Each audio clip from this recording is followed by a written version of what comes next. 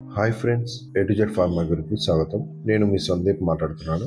ఈ రోజు డయాబెటిక్ గురించి సింపుల్ గా క్లియర్ గా టాబ్లెట్ మెన్షన్ చేయకుండా ఎక్స్ప్లెయిన్ చేస్తాను. డయాబెటిక్ అంటే ఏంటి?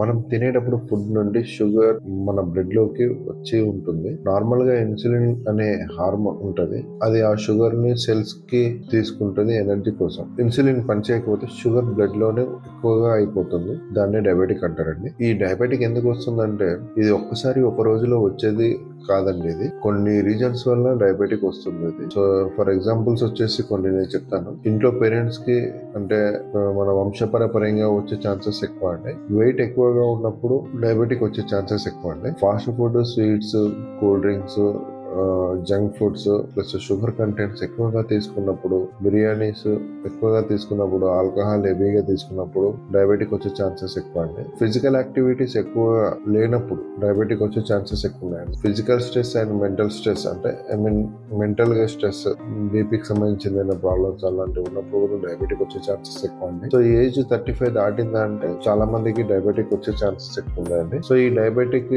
వచ్చినప్పుడు సింపుల్ గా ఎలా గుర్తించాలో ప్లస్ దాని సిమ్టమ్స్ ఏంటిదో నేను చెప్తానండి. సో షుగర్ వచ్చింది చాలా మందికి ఫస్ట్ తెలియదు డయాబెటిక్ వచ్చిందని, కానీ కొన్ని సిమ్టమ్స్ వల్ల క్లియర్ గా మనం ఆ సిగ్నల్స్ వల్ల తెలుసుకోవచ్చు అండి. సో ఎక్కువగా దాహం వేయడము, ఎక్కువ సార్లు మూత్రం వెళ్ళడము, తొందరగా అలసిపోవడము, ఐస్ బ్లర్ అవ్వడము, గాయపడిన దగ్గర పుండు తొందరగా మానకపోవడము, వెయిట్ లాస్ అవ్వడము, లేక హెవీగా వెయిట్ పెరగడము, ఇలాంటి కొన్ని సిమ్టమ్స్ వల్ల డయాబెటిక్ వచ్చిందని చెప్పేసి అంటే డయాబెటిక్ కంపల్సరీ టెస్ట్ చేయించుకోవాలి. టెస్ట్ చేయించుకున్న తర్వాత కన్ఫర్మేషన్ అవ్వచ్చు. సో ఈ షుగర్ నార్మల్ లెవెల్స్ ఎంత అంటే ఫాస్టింగ్ టైమింగ్ లో అంటే తినక ముందుకు పొద్దున పడిగడుపున వచ్చేసి 70 నుంచి 100 వరకు ఉండొచ్చండి. నార్మల్ గా ఫుడ్ తీసుకున్న తర్వాత 1.5 అవర్ తర్వాత డయాబెటిక్ టెస్ట్ చేసి 140 లోపు ఉండొచ్చు. 200 కి పైగా వస్తే మాత్రం షుగర్ ప్రాబ్లం అని కన్సిడర్ చేస్తారు. అది HbA1c టెస్ట్ కూడా ఉంటుందండి. ఇందులో HbA1c టెస్ట్ వచ్చేసి సో లాస్ట్ 3 months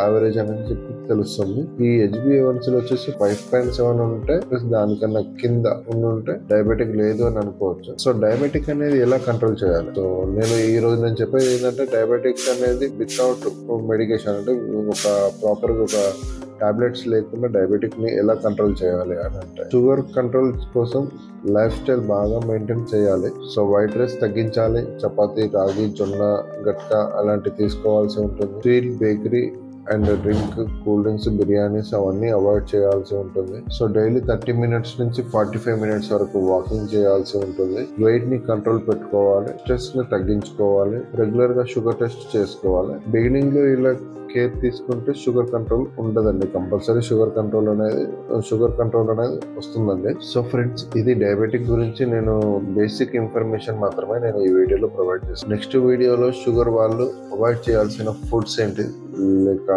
కాంప్లికేషన్స్ గురించి చెప్తాను. మీకు ఏ టాపిక్ కావాలో కామెంట్ చేయండి కంపల్సరీగా. అంటే ఫుడ్స్ ఎలాంటి ఫుడ్స్ తీసుకోవాలో కామెంట్ చేయండి, లేకపోతే కాంప్లికేషన్స్ ఏమేమి ఉంటాయో దాని గురించి కూడా కామెంట్ చేయండి. ఏది కావాలంటే అది నేను ఒక వీడియో తీసి నేను మీకు ముందు తీసుకొస్తాను. సో ఈ వీడియో మీకు నచ్చినట్లయితే లైక్, షేర్, సబ్స్క్రైబ్ చేయండి. మర్చిపోకండి, ఈ వీడియో ఏదైతే ఉంటుందో మీ ఫ్రెండ్స్ కి షేర్ చేయండి. వాళ్ళకి కూడా హెల్ప్ అవుతుంది. Thank you.